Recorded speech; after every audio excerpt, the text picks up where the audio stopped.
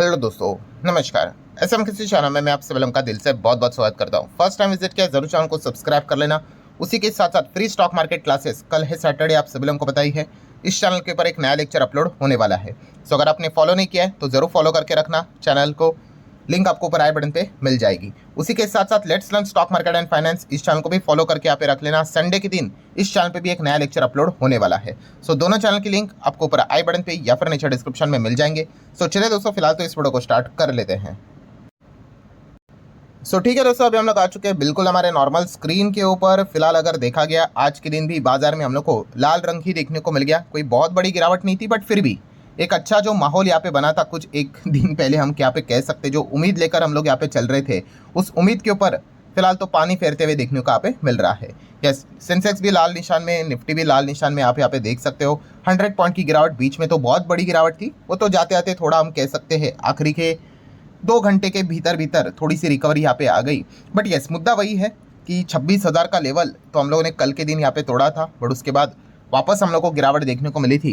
And उसी गिरावट को अभी भी लगातार यहाँ पे बियर वाले कैपिटलाइज करते हुए देखने को मिल रहे, क्योंकि उनके पास काफ़ी ज़्यादा स्ट्रॉन्ग रीज़न हम लोग को देखने को यहाँ पे मिल रहा है। सो नो डाउट हर किसी के पोर्टफोलियो के आज के दिन की भी अगर हम बात करें तो लाल निशान ज़रूर देखने को मिला होगा। हम ऐसा एक थोड़ा बहुत एक्सपेक्ट कर सकते हैं।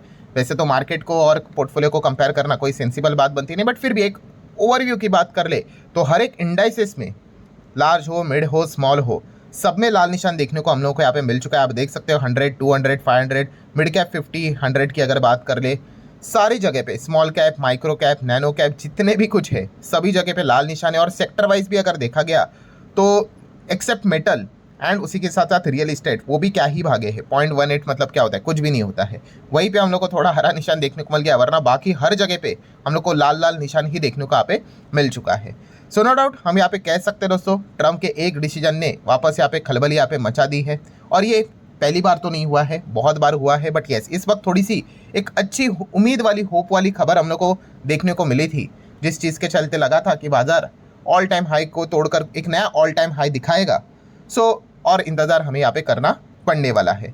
बट बेसिकली हम कह सकते हैं दोस्तों, ट्रम्प के इस हरकत के चलते जो माहौल अभी बाजार का यहाँ पे बना हुआ है, वो अभी काफ़ी हम लोग को माहौल खराब होते हुए देखने को यहाँ पे मिल चुका है। मतलब हम यहाँ पे देख सकते हैं कि जो उन्होंने यहाँ पे सैंक्शंस लगा दिए लुकोइल एंड रोजनेफ्ट, ये जो रशिया के 2 दिग्गज ऑयल से रिलेटेड डील करने वाली कंपनियां, ठीक है। लुकोइल की अगर बात कर ले तो प्राइवेट कंपनी हम लोग को देखने को मिल जाती है, एंड रोजनेफ्ट की अगर बात कर ले, इनका तो हमारे साथ कितना बड़ा रिश्ता है आप सब लोगों को पता है, क्योंकि इसकी जो सब्सिडरी है वो कौन सी है, नायरा एनर्जी, ठीक है। 49% स्टेक रोजनेफ्ट का नायरा एनर्जी में देखने को मिल जाता है, जो कि इंडिया में है, आप सभी लोगों को पता है, जिसका हेडक्वार्टर आपको मुंबई महाराष्ट्र में भी देखने को यहाँ पे मिल जाएगा। मतलब क्या है दोस्तों, इन चीज़ों के चलते जो इम्पैक्ट है वो हमारे ऊपर भी आते हुए देखने को मिल चुका है। एंड आप सभी लोगों को यहाँ पे पता है, ये जो दोनों कंपनियां हैं रोजनेफ्ट एंड लुकोइल, ये लगभग कंबाइंडली 70% रशिया का ऑयल एक्सपोर्ट यहाँ पे मतलब हैंडल करती है। 70%, ठीक है। थोड़ा परसेंटेज ऊपर नीचे हो सकता है, बट आप अंदाज़ा लगा लो कि कितने बड़े दिग्गज है। एंड अगर इंडिया की अगर बात कर ले, अगर हम बाहर से ऑयल मंगवाते हैं, 100 बैरल मंगवाते हैं, उसमें से भी आप देख सकते हैं लगभग 65 जो ऑयल हमारे देश में जो आता है वो इन दोनों ही कंपनी से आते हुए देखने को मिल जाता है। रोज नेफ्ट का तो भाई आप देख लो 50%, मतलब 100 डब्बे अगर आते हैं, बैरल्स आते हैं, तो उसमें से 50 तो रोज नेफ्ट के ओर से ही आ जाते हैं। सो इतना बड़ा इनका कॉन्ट्रीब्यूशन देखने को मिल जाता है। और इन दोनों के ऊपर अमेरिका ने क्या कर दिया, ट्रंप ने क्या कर दिया, मतलब आप कह सकते हैं स्वीपिंग सैंक्शंस यहाँ पे लगा दिए हैं।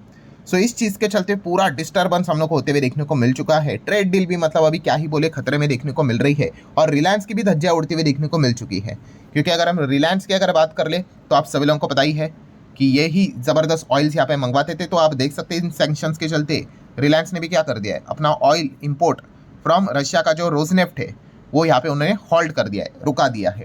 एंड आप अंदाज़ा लगा सकते हो दोस्तों, रोजनेफ्ट से ये कितना बड़ा ऑयल का बिजनेस करते थे।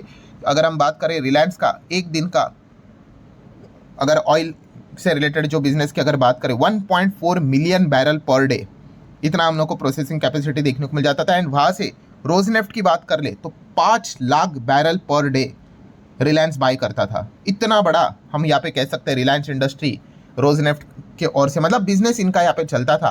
एंड अब रशिया ने क्या कर दिया भाई, यहाँ पे सैंक्शंस डाल दिया। और वो सैंक्शंस में भी कौन से सैंक्शंस है दोस्तों, आप देख सकते हो सेकेंडरी यूएस सैंक्शंस भी है, ठीक है। मतलब बहुत सारे लोगों के जो डाउट यहाँ पे आ रहे हैं ना, ठीक है, जो कमेंट सेक्शन अभी कल के दिन में मैंने बहुत सारे वीडियोस बनाए थे। सो ये वीडियो में अब आपके वो सारे डाउट्स यहाँ पे क्लियर होने वाले हैं। ठीक है, कुछ लोग सोचते होंगे सर अगर डॉलर में पेमेंट नहीं करेंगे ना क्या फ़र्क पड़ता है, फिर सैंक्शंस लगने दो नहीं लगने दो। तो यही दोस्तों, ये जो सेकेंडरी सैंक्शन है ना, इसी चीज़ का डर अब हर किसी के मन में यहाँ पे बैठ चुका है। और इसमें रिलायंस छोड़ो, हमारे बैंक भी डरे हुए हैं।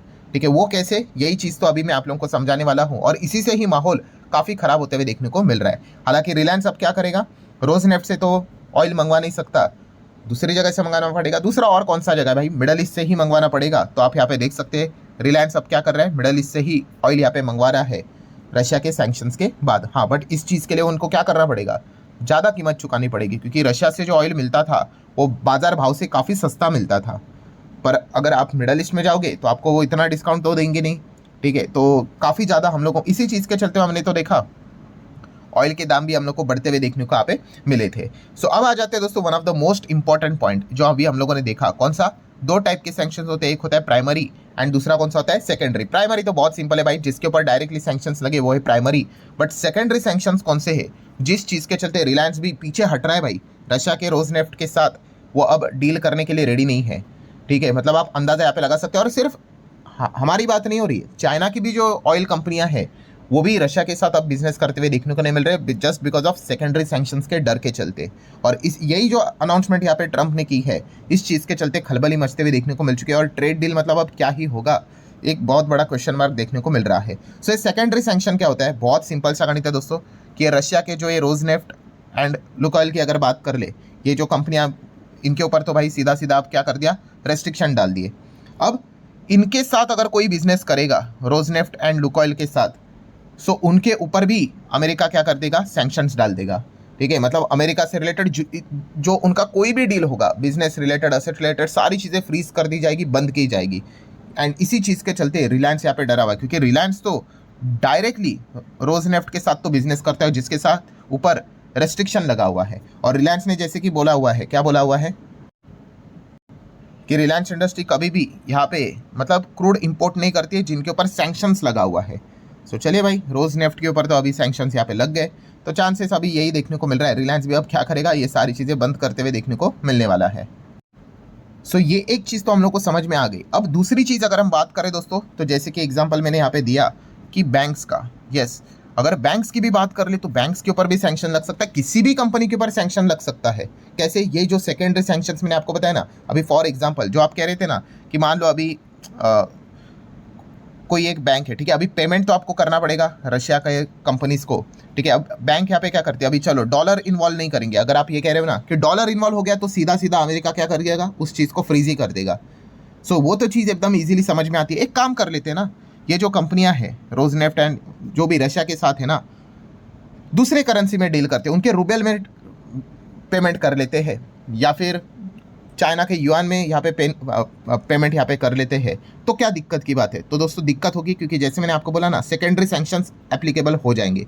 सेकेंडरी सैंक्शंस क्या बोलते हैं कि ऐसी कोई भी कंपनी अगर कोई सैंक्शन कंपनी के साथ अगर डायरेक्टली इनडायरेक्टली बिजनेस कर रही है, अमेरिका उसके साथ बिजनेस नहीं करेगा, उसके ऊपर भी सैंक्शन लगा देगा। मतलब क्या है कि अगर हम एक कोई बैंक लेते हैं, चलो एसबीआई का एग्जांपल लेते हैं, अगर एसबीआई यहाँ पे क्या करता है, अगर पेमेंट करता है किसको, रशिया के ऑयल वाले कंपनी को, रोजनेफ्ट एंड लुकोइल की अगर बात करने, बट यहाँ पे चाइना के बैंक के थ्रू अगर वो पे करता है, ठीक है, चाइनीज युआन में पे करता है। अब इसमें हुआ क्या, इनडायरेक्टली पेमेंट तो भाई उसी कंपनी को किया ना जिसके ऊपर सैंक्शन लगा हुआ है, और किसके मतलब थ्रू कर रहा है, चाइना के थ्रू कर रहा है, बट अल्टीमेटली एसबीआई भी इन्वॉल्व है ना, तो कोई बात नहीं भाई, इसके ऊपर भी अमेरिका क्या करेगा, सैंक्शन लगाएगा। तो इसीलिए दोस्तों ये जो सेकेंडरी सैंक्शन जो है वर्ड यूज़ किया है, इसका अर्थ एकदम एक लाइन में अगर मैं बोल दूँ, यस, अब अमेरिका ने ये जो रोजनेफ्ट एंड लुकोइल के ऊपर जो सैंक्शन लगाए, किसी भी वे से डायरेक्टली करो इनडायरेक्टली कर लो, अगर आप इनके साथ बिजनेस करते हुए पकड़े गए, ट्रेल में अगर आपका नाम अगर आ गया, आपके ऊपर भी सैंक्शन लगा देगा अमेरिका। ठीक है, आपके डॉलर फ्रीज हो सकते हैं। तो इसी डर के चलते हर कोई यहाँ पे पीछे हट रहा है। इंश्योरेंस कंपनियां भी क्या कर रही है, अभी इंश्योरेंस करने के लिए रेडी नहीं, क्योंकि आप ऑयल मंगवाते हो ना समंदर से भाई, तो इंश्योरेंस तो करवाना पड़ता है, कल कुछ हो गया एंड बिना इंश्योरेंस के हो गया तो भाई बेड़ा गर्क हो जाएगा। सो इंश्योरेंस कंपनी भी पीछे हट गई भाई, हमें नहीं करना इंश्योरेंस। क्यों, क्योंकि ये तो सैंक्शंस लग गया इनके ऊपर और सेकेंडरी सैंक्शंस के नाम आ चुके हैं। सो अगर हम कल आपके इसमें डील में इंश्योरेंस करवा देते हैं तो भाई हमारे ऊपर भी अमेरिका सैंक्शंस यहाँ पे लगवा देगा। एंड वर्ल्ड वाइड करेंसी आपको पता ही एक्सेप्टेबल कौन सी है, डॉलर है। ठीक है। एंड अगर डॉलर अगर फ्रीज हो गया तो भाई आपका मतलब वो क्या करेगा, फिर एक वो कागज़ का टुकड़ा ही रह गया। तो इसी डर के चलते यहाँ पे हम लोग को क्या देखने को मिल रहा है कि सारे कंपनियां पीछे हटते हुए देखने को यहाँ पे मिल रही है। अच्छा, कोई लोग ये सोचते होंगे कि ये डॉलर की इतनी मनमानी कैसे, और डॉलर को ही इतनी बड़ी करेंसी का मतलब दर्जा कैसे मिला। इसके ऊपर अगर आपको चाहिए वीडियो अलग से तो येस करके बोल देना, मैं आपको बता दूंगा। बहुत पीछे जाके आपको ये चीज़ समझानी पड़ेगी कि डॉलर इतना स्ट्रांग कैसे हुआ, और वर्ल्ड वाइड अगर देखा गया 80% ट्रांजैक्शन डॉलर में यहाँ पे होते हैं, इसीलिए तो ये अमेरिका की मनमानी देखने को मिल रही है। मतलब कंक्लूजन क्या है दोस्तों, तो कंक्लूजन बहुत सिंपल है, माहौल खराब हो चुका है। एंड इसी के बाद ये सैंक्शंस पहले लगा दिए, उसके बाद मोदी जी और ट्रम्प की कोई फॉर्मल मीटिंग तो नहीं थी, बट फिर भी वो जाने वाले थे मिलने के लिए। अब तो अलग कोई भी रीज़न देकर क्या देखने को मिल रहा है, मोदी जी तो नहीं जा रहे हैं। ठीक है, तो एक सीधा सीधा समझ में यहाँ पे आ रहा है कि सिचुएशन खराब होते हुए देखने को मिल चुकी है। एंड अगर ट्रेड डील अगर होगी तो इस प्रकार से होगी क्या, मतलब ये तो ऐसा हो गया कि बोलते हैं ना कि आपके सर के ऊपर बंदूक रख के बोलते हैं ना प्रॉपर्टी के इसके ऊपर साइन करो, ये तो वैसा हो गया। तो ये मतलब इस प्रकार से ट्रेड डील करेंगे तो ये भी एक ख़राब चीज़ देखने को यहाँ पे मिल रही है। एंड इस चीज़ के चलते पेट्रोल डीजल के दाम क्या बढ़ेंगे, तो ये देखने वाली बात है। मतलब क्या है, क्रूड जब सस्ता था इसका फ़ायदा तो भाई आम जनता को तो मिला नहीं, पेट्रोल डीजल तो नीचे नहीं आए, बट अब क्रूड अभी महंगा यहाँ पे खरीदना पड़ने वाला है। तो इस चीज़ के चलते क्या पेट्रोल डीजल के भाव बढ़ेंगे, तो ये भी एक टेंशन वाली बात देखने को मिल रही है। अगर पेट्रोल डीजल बढ़ा तो इन्फ्लेशन बढ़ा, और ये कभी भी किसी भी इकोनॉमी के लिए अच्छी बात होती नहीं है। एंड चीन की अगर बात करें, जैसे मैंने अभी आप लोगों को क्या बोला, सबसे बड़ा डर क्या है दोस्तों कि आप देख सकते हैं चाइना ने भी क्या कर दिया, रशिया का जो ऑयल है वो खरीदना यहाँ पे क्या कर दिया, सस्पेंड कर दिया सैंक्शन के ही चलते। ठीक है, और सबसे बड़ा डर क्या है कि जैसे कि अभी हमने यहाँ पे प्राइम मिनिस्टर जी ने नहीं जाएंगे, वो यहाँ पे मतलब वो जो समिट था वहाँ पे एशियन समिट की बात कर ले, ट्रम्प के साथ बातचीत नहीं करेंगे। वैसे अगर शी जिनपिंग एंड ट्रम्प की भी मुलाकात है, कल के दिन ये बात मैंने आप लोगों को बताई थी, अगर मुलाकात अगर कैंसिल अगर हो गई तो फिर मतलब आप समझ लो बियर वालों को तो बहुत बड़ा मौका ही मिल गया कि तांडव मचाने का। मतलब तो पूरा जितना सब कुछ अभी तक जो अच्छा माहौल बना हुआ था सबके ऊपर पानी यहाँ पे फिर जाएगा, और यही चीज़ देखने को मिलेगी। अच्छा, लास्ट पॉइंट वीडियो क्लोज करने से पहले, रशिया इसके ऊपर क्या कुछ नहीं बोल रहा है क्या, चुप है क्या? तो रशिया ने तो भाई पहले ही बोल दिया, भाई ये तो सीधा एक्ट ऑफ वॉर है अगेंस्ट द रशिया। ठीक है, एंड रशिया ने ये भी बोल दिया अल्टीमेटली आप ये कर क्यों रहे हो, वॉर रोकने के लिए ना। रशिया ने बोला भाई हम तो वॉर नहीं रोकेंगे। ठीक है, हालांकि ट्रंप ने भी बोल दिया कि ठीक है 6 महीने बाद पता चलेगा कि आप वॉर रोकेंगे या नहीं रोकेंगे करके। मतलब क्या है, ट्रंप को भी पता है कि अब रशिया का क्या कर दिया, सबसे बड़ा तो चीज़ यही है ना, कोई भी वॉर करने के लिए भाई पैसा ही लगता है। वो पैसे को अभी क्या कर रहे हैं, वो फोर्सफुली रोक रहे हैं। ठीक है, एंड 6 महीने बाद यहाँ पे रशिया के पास उतने पैसे होंगे नहीं कि वो वॉर को और कंटिन्यू करना अफोर्ड कर सके। So according to the Trump might भी, मतलब वो एक्सपेक्ट कर रहे हैं कि 6 महीने तक यहाँ पे टाइम लगेगा, उसके बाद रशिया अब और वॉर को आगे लेके जाने में सक्षम नहीं रहेगा, क्योंकि सबसे बड़ा उनका जो बिजनेस है वो ऑयल का ही है। एंड इंडिया एंड चाइना अब क्या कर रहे हैं, धीमे धीमे करके खुद के ऊपर सैंक्शंस ना लगे रशिया के साथ बिजनेस तोड़ते हुए देखने को यहाँ पे मिल रहे हैं। एंड ऑटोमेटिकली अगर रशिया को पैसे अगर नहीं मिलेंगे तो वो वॉर रोक देगा। तो इसलिए ट्रंप ने बोला है कि 6 महीने में आपको पता यहाँ पे चल जाएगा कि एग्जैक्टली क्या हो रहा है करके। सो अगले 6 महीने हम कह सकते हैं दोस्तों काफ़ी क्रूशल होने वाले, आइदर वॉर यहाँ पे रुक जाएगी वरना कुछ और बड़ी गड़बड़ी भी यहाँ पे हो सकती है। लेट्स सी एग्जैक्टली यहाँ पे क्या होता है। बट इन सब में हो क्या गया दोस्तों, पिछले 1-2 दिन में वापस अनसर्टेनिटी की वापसी होते हुए देखने को मिल गया, और इसी चीज़ को लेकर बियर वाले मार्केट को वापस थोड़ा नीचे लाते हुए देखने को मिल रहे हैं। देख लेते हैं अब आगे यहाँ पे एग्जैक्टली क्या होता है। तो आशा करता हूँ जितना भी इंपॉर्टेंट पॉइंट्स था सारे यहाँ पे मैंने कवर कर ले। वीडियो हेल्पफुल लगा होगा, चाहो तो लाइक एंड शेयर कर सकते हो। मिलते हैं नेक्स्ट वीडियो में, तब तक के लिए बाय बाय।